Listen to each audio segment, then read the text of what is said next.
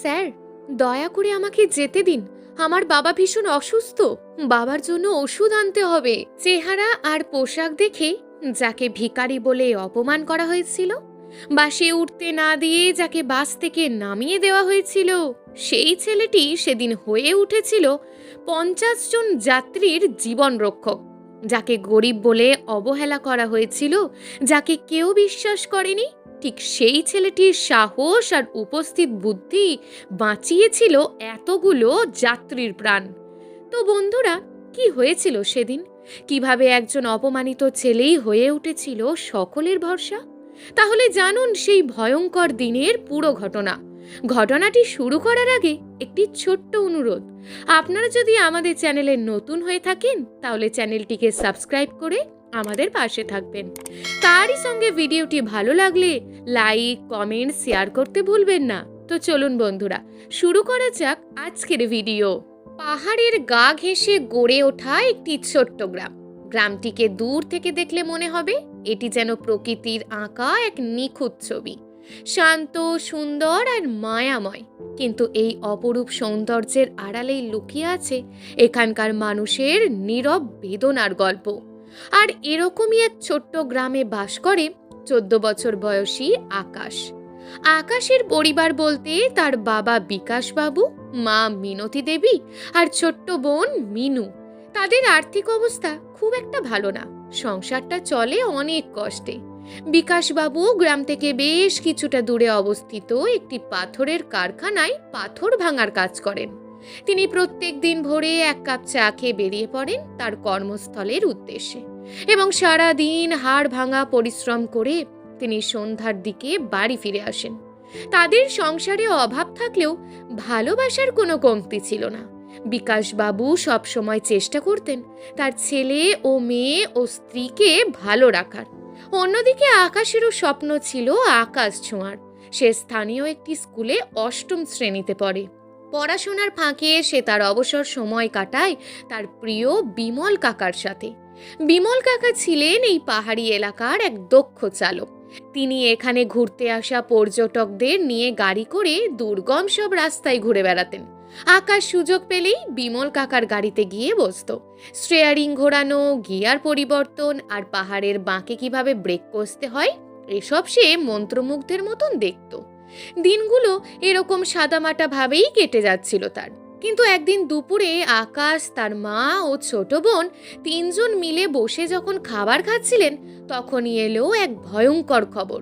কারখানা থেকে এক লোক হন্তদন্ত হয়ে দৌড়ে এলো আকাশের বাড়ির উঠানে। লোকটি হাঁপাতে হাঁপাতে বলল, মিনতি দিদি, মিনতি দিদি, বিকাশ তার খুব বিপদ। পাথর নামানোর সময় মস্ত এক চাই ওর পায়ের উপর পড়েছে। কথাটা শুনেই আকাশ আর মিনতি দেবী মুহূর্তের মধ্যেই দিশেহারা হয়ে পড়লেন। স্থানীয় হাসপাতালে যখন বিকাশবাবুকে নিয়ে আসা হলো, তখন তার যন্ত্রণাকাতর মুখ দেখে আকাশের বুকের ভিতরটা মোচড় দিয়ে উঠল। তার বাঁ পাটি রক্তাক্ত অবস্থায় ব্যান্ডেজ করা। ডাক্তারবাবু পরীক্ষা করে গম্ভীর মুখে বললেন, চোট খুব গভীর, হাড়ের অবস্থা খুব খারাপ। এখানে এই চিকিৎসা করা সম্ভব না। ইনফেকশন হয়ে গেলে হয়তো পাটিকে আর বাঁচানো যাবে না। শহরের বড় হাসপাতালে নিয়ে যাওয়া এখন অসম্ভব।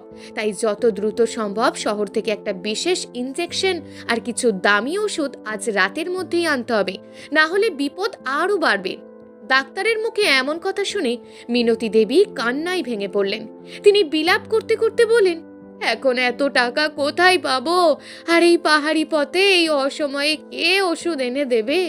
আকাশ তার মায়ের হাত শক্ত করে ধরল। সে নিজের ভিতরের কান্না চেপে রেখে বলল, মা, তুমি শান্ত হও, আমি শহরে যাব। যেভাবেই হোক আমি বাবার ওষুধ নিয়ে আসব। মিনতি দেবী তার আঁচল থেকে শেষ সম্বল কয়েকটি ভাঁজ করা নোট বের করে আকাশের হাতে দিলেন। আকাশ তার পুরনো মলিন হয়ে যাওয়া শার্ট আর প্যান্টটা পরে পায়ে চটি গলিয়ে বেরিয়ে পড়লেন শহরের উদ্দেশ্যে।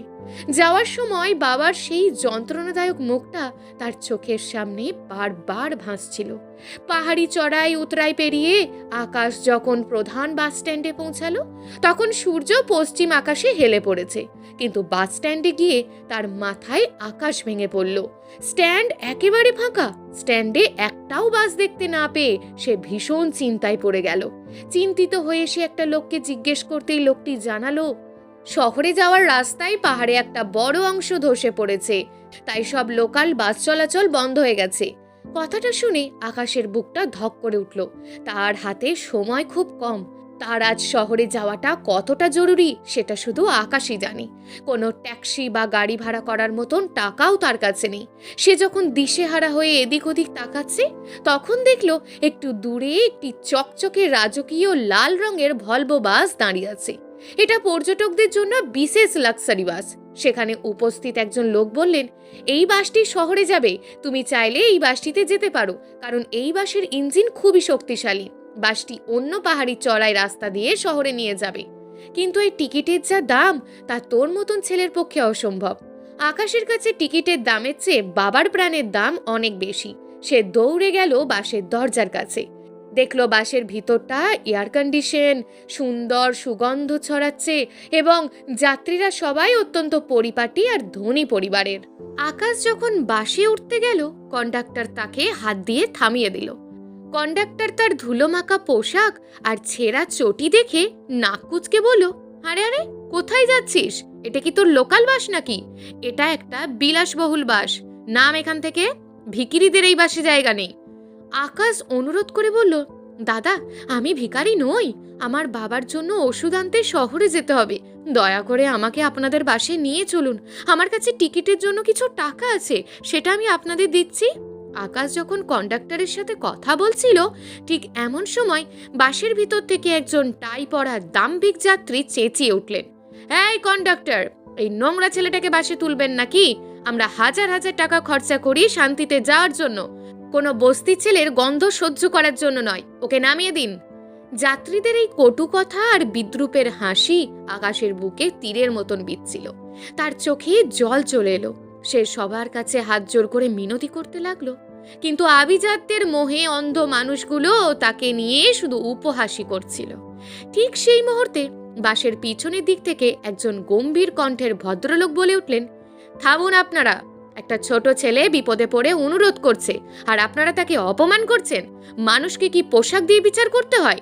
সেই ভদ্রলোক কন্ডাক্টরের হাতে কিছু টাকা দিয়ে বলেন, ওকে একটা টিকিট দিন, ওর টিকিটের বাকি টাকা আমি দিচ্ছি, ওকে ভিতরে আসতে দিন। অনিচ্ছা সত্ত্বেও কন্ডাক্টর আকাশকে টিকিট দিল।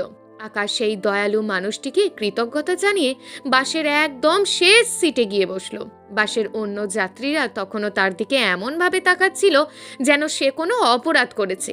এই ঘটনার কিছুক্ষণ পর বাসটি পাহাড়ের গা ঘেঁষে তৈরি হওয়া স্বল্প রাস্তা দিয়ে চলতে শুরু করলো।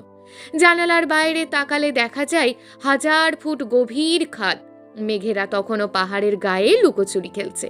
বাসের ভিতরে এসির মৃদু গর্জন আর সুগন্ধি ভরা পরিবেশ। যাত্রীরা নিজেদের মধ্যে গল্পে মগ্ন, কেউ দামি স্মার্টফোনে ছবি তুলছে, কেউ আবার কফি খাচ্ছে। বাসের একদম পিছনের সিটে কুঁকড়ে বসে আছে আকাশ। তার পরনে ছেঁড়া শার্টটা যেন এই বিলাসবহুল পরিবেশে এক চরম বৈপরীত্য। পাশের সিটের যাত্রীটি বারবার বিরক্তির সাথে আকাশের দিক থেকে মুখ ঘুরিয়ে নিচ্ছেন, যেন আকাশের উপস্থিতি তার আভিজাত্যে আঘাত হানছে। কিন্তু আকাশের মাথায় তখন কেবল একটিই চিন্তা, বাবার ওষুধ। সে মনে মনে প্রার্থনা করছিল, হে ভগবান, বাসটা যেন তাড়াতাড়ি শহরে পৌঁছায়। এই লাক্সারি বাসের ড্রাইভারের নাম ছিল রাম সিং। রাম সিং গত 3 দিন ধরে একটানা গাড়ি চালাচ্ছেন। পাহাড়ের ধস আর রাস্তার জ্যামের কারণে তিনি ঠিক মতন ঘুমানোর সুযোগ পাননি। তার চোখ দুটো ঘুমে আর ক্লান্তিতে লাল হয়ে গেছে। বারবার চা খেয়েও তিনি ক্লান্তি দূর করতে পারছিলেন না। পাহাড়ি রাস্তায় ভলভো বাসের মতন ভারী গাড়ি চালানো সাধারণ কাজ নয়। তার উপর রাস্তা এখন অত্যন্ত পিচ্ছিল। বাসটি যত উপরের দিকে উঠতে লাগলো, ততই যেন আবহাওয়ার পরিবর্তন ঘটতে লাগলো। ঘন কুয়াশায় সামনের রাস্তা প্রায় অদৃশ্য হয়ে গেল। রাম সিং স্টিয়ারিং ধরে রাখার আপ্রাণ চেষ্টা করছিলেন, কিন্তু হঠাৎ তার বুকের ভিতর এক তীব্র যন্ত্রণা অনুভূত হলো। তার শরীর ঘামতে শুরু করলো। চোখের সামনে সব কিছু ঝাপসা হয়ে এলো। তিনি বুঝতে পারলেন তার শরীর আর সাথ দিচ্ছে না। তিনি ব্রেক কষার চেষ্টা করলেন, কিন্তু তার পা তখন অসাড় হয়ে গিয়েছে। স্টিয়ারিং এর ওপর থেকে তার নিয়ন্ত্রণ আলগা হয়ে গেল। বিশাল বাসটি তখন পাহাড়ের আঁকাবাঁকা রাস্তায় বেপরোয়াভাবে ছুটতে শুরু করলো। হঠাৎ বাসের গতি পরিবর্তন দেখে যাত্রীরা চিন্তিত হয়ে পড়লেন। বাসটি একবার বামে একবার ডানে দুলতে লাগলো। জানালার কাঁচের সাথে পাহাড়ের ধাক্কা লাগার কর্কশ শব্দ শোনা গেল। বাসের ভিতরে কান্নার রোল আর চিৎকার শুরু হলো। যে মানুষগুলো একটু আগে অহংকারের সাথে কথা বলছিল তারা এখন প্রাণ ভয়ে কাঁপছে। কন্ডাক্টর চিৎকার করে ড্রাইভারের কেবিনের দিকে ছুটে গিয়ে দেখলেন রাম সিং স্টিয়ারিং এর ওপর লুটিয়ে পড়েছেন। বাসটি এখন চালকবিহীন, বিশাল এক মহাদানবের মতো নিয়ন্ত্রণ হারিয়ে খাদের দিকে ধাবিত হচ্ছে। কন্ডাক্টর কোনো মতে ব্রেক চাপার চেষ্টা করলেন, কিন্তু অতিরিক্ত গতির কারণে আর ভলভো বাসের জটিল মেকানিজমের সামনে তিনি অসহায় হয়ে পড়লেন। বাসের ভিতরে তখন কেউ চিৎকার করে সৃষ্টিকর্তাকে ডাকছে, কেউ পাশের জনকে জড়িয়ে ধরছে। সেই দাম্ভিক যাত্রীটি যিনি আকাশকে অপমান করেছিলেন তিনি এখন বাসের মেঝেতে পড়ে গিয়ে চিৎকার করছেন, আমাদের বাঁচান, কেউ কি নেই আমাদের রক্ষা করার? কন্ডাক্টর মরিয়া হয়ে চিৎকার করে বললেন, বাসের ড্রাইভার সেন্সলেস হয়ে গেছেন, বাসের ব্রেক কাজ করছে না ঠিক মতন। আপনাদের মধ্যে কি কেউ আছেন যিনি বাস চালাতে পারেন? কেউ কি আছেন যিনি আমাদের এই নিশ্চিত মৃত্যুর হাত থেকে বাঁচাতে পারবেন? পুরো বাসে নিস্তব্ধতা নেমে এলো। বড় বড় ব্যবসায়ী, ইঞ্জিনিয়ার আর শিক্ষিত মানুষগুলো একে অপরের দিকে তাকাতে লাগলেন। গাড়ি চালানো এক জিনিস, আর পাহাড়ের ভয়ঙ্কর রাস্তায় বাস নিয়ন্ত্রণ করা অন্য জিনিস। কারোরই সেই সাহস বা দক্ষতা নেই। মৃত্যু যেন দরজায় কড়া নাড়ছে। ঠিক সেই মুহূর্তে বাসের পিছনের সিটে বসে থাকা আকাশের কণ্ঠস্বর শোনা গেল, আমি পারবো, আমি এই বাস থামাতে পারবো। সবাই অবাক হয়ে পিছন ফিরে দেখল সেই ভিখারি বলে অপমানিত করা ছেলেটি তার সিট থেকে উঠে দাঁড়িয়েছে। তার চোখে কোনো ভয় নেই, বরং সেখানে এক অদম্য জেদ আর সংকল্প কাজ করছে। কন্ডাক্টর আকাশকে দেখে থতমত খেয়ে গেলেন। তিনি কর্কশ স্বরে বলেন, তুই তুই তো বাচ্চা মানুষ, তুই এই বাস চালাতে পারবি? আকাশ এক মুহূর্ত দেরি না করে কন্ডাক্টরকে সরিয়ে ড্রাইভারের সিটের দিকে এগিয়ে গেল। সে চিৎকার করে বলল, এখন তর্ক করার সময় নেই। আমার কাকা ট্রাভেলার বাস চালাতেন, আমি তার পাশে বসে সব শিখেছি। আমার কথা বিশ্বাস করুন, না হলে আমরা সবাই মারা যাব। বাসটি তখন রাস্তার গার্ডরেলের দিকে ধীরে ধীরে এগিয়ে যাচ্ছে। যাত্রীরা ভয়ে চোখ বন্ধ করে ফেলেছে। ঠিক সেই চরম মুহূর্তে আকাশ ড্রাইভারের সিটে গিয়ে বসলো। অচেতন রাম সিংকে এক পাশে সরিয়ে দিয়ে সে দৃঢ় হাতে স্টিয়ারিং ধরল। বিমল কাকার শেখানো কথাগুলো আকাশের কানে বাজতে লাগলো। আকাশ, পাহাড়ের রাস্তায় যখন ব্রেক কাজ করবে না, তখন গিয়ার আর ক্লাচের কন্ট্রোলই হলো তোর আসল যন্ত্র। আকাশ দেখলো বাসটি 5th গিয়ারে আছে এবং গতি প্রচন্ড।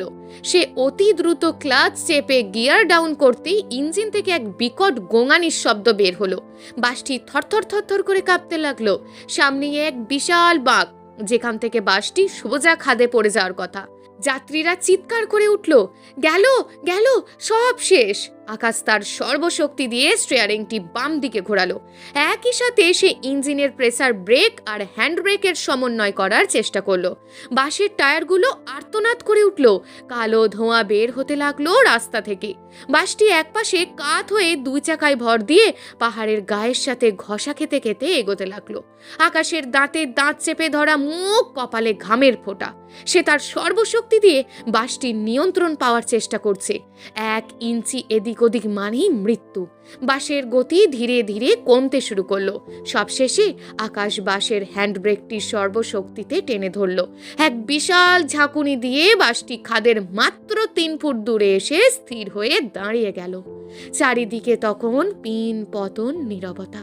কেবল ইঞ্জিনের ধোঁয়া আর যাত্রীদের জোরে জোরে শ্বাস নেওয়ার শব্দ পাওয়া যাচ্ছিল। কয়েক সেকেন্ড পর বাসের যাত্রীরা বুঝতে পারলেন যে তারা বেঁচে আছেন। অবিশ্বাস্য, মৃত্যু গহ্বর থেকে তারা ফিরে এসেছেন। কন্ডাক্টর কাঁপতে কাঁপতে দরজা খুললেন। সবাই একে একে বাস থেকে নিচে নেমে মাটিতে লুটিয়ে পড়লেন। কেউ ডুকরে কেঁদে উঠলেন, কেউ আবার আকাশের দিকে তাকিয়ে রইলেন। সেই দাম্ভিক যাত্রীটি যিনি আকাশকে ভিখারি বলে অপমান করেছিলেন, তিনি কাঁপতে কাঁপতে আকাশের সামনে এসে দাঁড়ালেন। তার আভিজাত্যের অহংকার তখন ধুলোয় মিশে গেছে। তিনি আকাশের হাত দুটো চেপে ধরে হাউমাউ করে কেঁদে ফেললেন। তিনি বললেন, বাবা, আমাকে ক্ষমা করে দাও। আমি তোমার ময়লা পোশাক দেখে অবজ্ঞা করেছিলাম, কিন্তু আজ বুঝতে পারলাম তোমার মনের ভিতরটা কতটা পরিষ্কার। আজ যদি তুমি না থাকতে, তবে এই পাহাড়েই আমাদের সবার সমাধি হয়ে যেত। আমি যাকে ভিখারি বলে তাড়িয়ে দিচ্ছিলাম, সেই আমাদের প্রাণ বাঁচালো। অন্যান্য যাত্রীরাও একে একে এগিয়ে এলেন। কেউ তাকে জড়িয়ে ধরলেন, কেউ তার মাথায় হাত দিয়ে আশীর্বাদ করলেন। বাসের সেই দয়ালু ভদ্রলোক যিনি আকাশের টিকিটের টাকা দিয়েছিলেন, তিনি এগিয়ে এসে বললেন, আমি জানতাম এই ছেলেটার তেজ আলাদা। ও আজ প্রমাণ করে দিল যে বীরত্ব পোশাকে নয়, রক্তে থাকে। আকাশ তখনও হাঁপাচ্ছিল, কিন্তু তার মাথায় তখন শুধু বাবার ওষুধের চিন্তা। সে ভিড় ঠেলে কন্ডাক্টরকে বলল, দাদা, বাস তো ঠিক আছে, ড্রাইভার কাকাকে দ্রুত হাসপাতালে নিয়ে যেতে হবে, আর আমাকেও শহরে যেতে হবে, আমার বাবার খুব বিপদ। যাত্রীরা তখন সবাই মিলে সিদ্ধান্ত নিলেন তারা দ্রুত দুটি গাড়ির ব্যবস্থা করবে। একটিতে সেই ড্রাইভারকে হসপিটালে পাঠালেন এবং অন্য একটিতে আকাশকে বসিয়ে বললেন, গাড়িটি তোমাকে শহরে নিয়ে যাবে এবং সেখান থেকে তোমার বাড়িতে দিয়ে আসবে। যে ধনী যাত্রীটি আকাশকে অপমান করেছিল, সেই ধনী যাত্রীটি নিজের পকেট থেকে বেশ কিছু টাকা আকাশের হাতে দিয়ে বলেন, এটা কোনো দান নয় বাবা, এটা আমাদের প্রাণের ঋণ। তুমি এই টাকা দিয়ে তোমার বাবার সেরা চিকিৎসা করাও। আকাশ আর এক মুহূর্ত দেরি না করে শহরে গিয়ে সেই বিশেষ ইনজেকশন আর ওষুধ কিনল। যাত্রীদের সহায়তায় সে দ্রুত সময়ের মধ্যে নিজের গ্রামে ফিরে এলো। যখন সে হসপিটালে পৌঁছালো তখন প্রায় মধ্যরাত। তার মা মিনতি দেবী হসপিটালের মেন গেটের সামনে বসে ডুকরে কাঁদছিলেন। আকাশ হসপিটালে ঢুকে সেই ডাক্তারের হাতে ওষুধ আর ইনজেকশন তুলে দিল। পরদিন সকালেই বিকাশবাবুর পায়ে অস্ত্রোপচার হলো এবং ডাক্তার জানালেন তিনি খুব শীঘ্রই সুস্থ হয়ে উঠবেন। আকাশের গতকালকের সেই বীরত্বের কথা পরের দিন খবরের কাগজে ছড়িয়ে পড়ল। স্থানীয় প্রশাসনের পক্ষ থেকে তাকে সাহসিকতার পুরস্কার দেওয়া হলো। এমনকি সেই ভলভো বাস কোম্পানির মালিকও এসে আকাশের সাথে দেখা করে গেলেন এবং তার বাবার চিকিৎসার সমস্ত খরচা বহন করবেন বলে প্রতিশ্রুতি দিয়ে গেলেন। কয়েক মাস পরের কথা, বিকাশবাবু এখন লাঠি ভর দিয়ে হাঁটতে পারেন। আকাশ এখন নতুন স্কুলে ভর্তি হয়েছে, তার পরনে এখন পরিষ্কার ইউনিফর্ম। তবে আজও সে যখন পাহাড়ের রাস্তা দিয়ে কোনো বাস যেতে দেখে, তখন তার ঠোঁটের কোণে এক চিলতে হাসি ফুটে ওঠে। সেদিন সেই পাহাড়ের বাঁকে সে কেবল 50 জন যাত্রীর প্রাণই বাঁচায়নি, বরং সমাজের সেই সব মানুষের চোখ খুলে দিয়েছিল যারা মানুষকে কেবল বাইরের চাকচিক্য দিয়ে বিচার করে। আকাশ প্রমাণ করে দিয়েছিল মানুষের আসল পরিচয় তার পোশাকে নয়, তার কর্মে এবং সাহসিকতায়। গ্রামের সেই ছোট্ট কিশোরটি আজ আর কেবল এক দরিদ্র পরিবারের ছেলে নয়, আজ সে পাহাড়ের এক জীবন্ত কিংবদন্তি। প্রিয় দর্শক বন্ধুরা, আজকের এই ভিডিওটি আপনাদের কেমন লাগলো তা অবশ্যই নিচের কমেন্ট বক্সে কমেন্ট করে জানাতে ভুলবেন না। ভিডিওটি ভালো লাগলে আমাদের চ্যানেলটিকে সাবস্ক্রাইব করে আমাদের পাশে থাকবেন। দেখা হবে পরবর্তী ভিডিওতে। ততক্ষণ ভালো থাকুন, সুস্থ থাকুন, নিজের পরিবারের খেয়াল রাখুন। ধন্যবাদ।